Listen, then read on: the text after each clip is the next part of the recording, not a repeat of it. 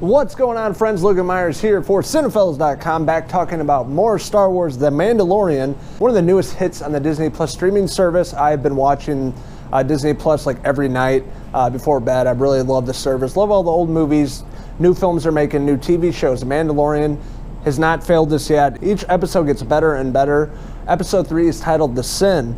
So we're set up of the episode, Mandalorian dropping off the assets to the Imperial Remnant, and getting the money so he can move on and to the next job, essentially. And from the previous episodes, we know the Mandalorian has a really great tight-knit relationship with Baby Yoda, and that being the asset he has to drop off. Baby Yoda and the Mandalorian really have a great relationship. There's some sort of emotional attachment between the two from the past episodes. Baby Yoda's been there to help out the Mandalorian in some really sticky situations of characters and creatures and things like that they've come across.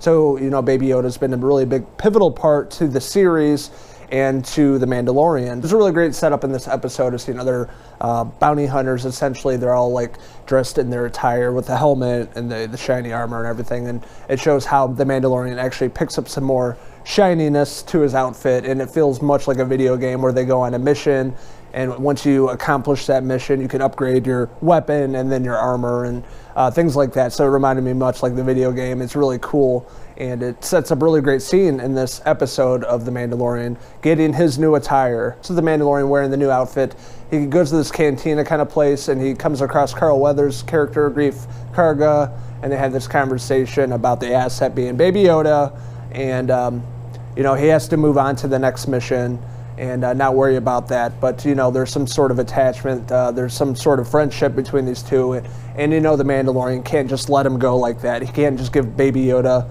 this character that has some sort of powers using the Force and things like that. He just can't give him up because there's too much on the line. You really don't know how to read Carl Weathers' character. You don't know if he's a good guy or a bad guy. You don't know if he's watching out for the Mandalorian, if he's good or bad. But that all changes at the end of the episode. There's a lot of action, there's a lot of shooting, a lot of great scenes with the Mandalorian, with his weapons, him fighting off a bunch of different people, and a really great shot towards the end of the episode. As a bounty hunter, once you complete the mission, you drop off the assets onto the next, and the Mandalorian would be breaking that rule with Grief Karga about going back to find the asset that he dropped off. So he goes back, and it sets up a really great scene, and much like a horror movie, he's like creeping around corners, and you have stormtroopers coming out. And again, stormtroopers could not shoot a gun to save their lives.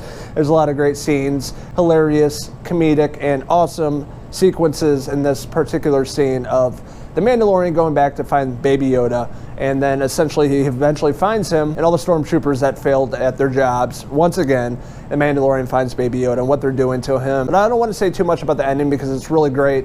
One of the best scenes in the entire series, the first 3 episodes for sure, the ending of this. And we do see Carl Weathers' character once again, and you'll find out if this guy is really good or he's just a bad guy. So again, really fantastic episode, really great directing, cinematography, the action, costume design. I loved the Mandalorian's new outfit. And the Mandalorian going back to get his young buddy, the Baby Yoda, out of there and escape. It was just really great scene, a lot of great action. It was really cool how they introduce other bounty hunters.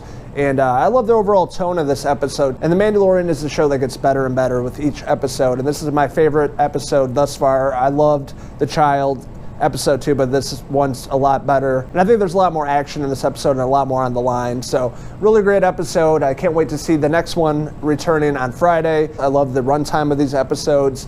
The Mandalorian is making me fall in love with Star Wars once again. I'll always love Star Wars, but the past few movies have been really lackluster and just kind of pieces of shit, and I kind of lost my love for that. I still love the original films, but I think The Mandalorian is really making me get back into Star Wars, the universe, once again with their grittiness, their kind of spaghetti western take on the Mandalorian, this bounty hunter, and him going on all these different adventures, and him coming across Baby Yoda and other characters that we're familiar with from the original films, and I think it's just really well done. So overall, I'm going to give the brand new episode of The Mandalorian titled The Sin a 4.5 out of 5 bounty hunter hair pieces. But I want to hear from you guys. What did you guys think of The Sin, episode 3 of The Mandalorian? What did you like about it? What didn't you like about it? What do you think is going to happen in the upcoming episodes? This is Logan Myerz signing out with that wild rascal himself, The Mandalorian. Until the next video review. Cheers!